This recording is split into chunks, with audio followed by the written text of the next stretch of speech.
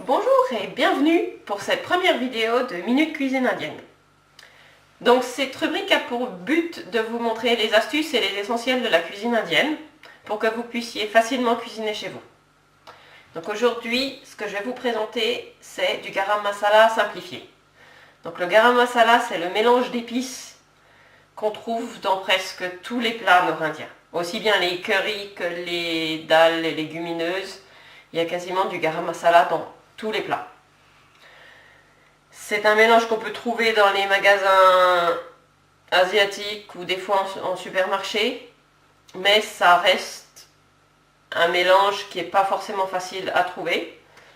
On peut le faire soi-même à partir des épices, mais il faut tous les avoir. Donc ce que je vous propose aujourd'hui, c'est une version simplifiée à partir des 3 ingrédients principaux qui remplacent sans problème un mélange complet de garam masala.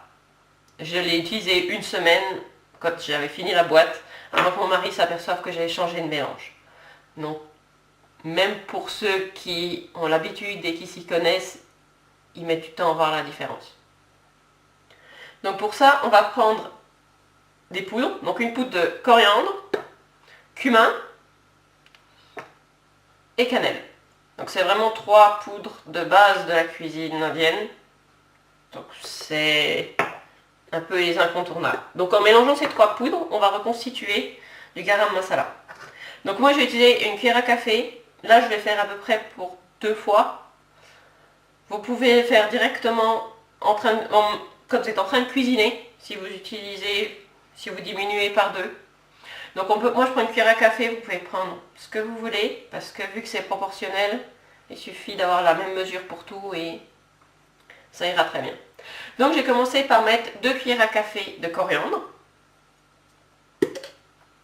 Si vous mettez ça directement dans la casserole, faites la moitié, donc 1 cuillère seulement.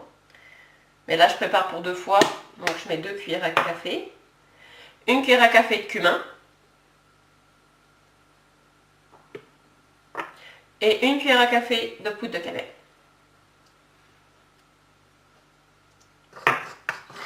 Et après, on mélange bien.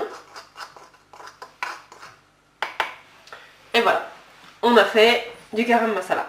Donc c'est très simple. Vous avez maintenant plus d'excuses pour ne pas cuisiner indien. Il y a énormément d'astuces et de choses comme ça qui fait que c'est pas si compliqué que ça. Il suffit de savoir quoi mélanger ensemble.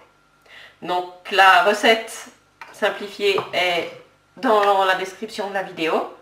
Et le PDF est sur mon blog avec les autres recettes.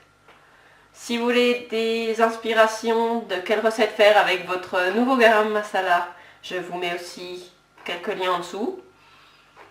Donc bonne cuisine et à bientôt!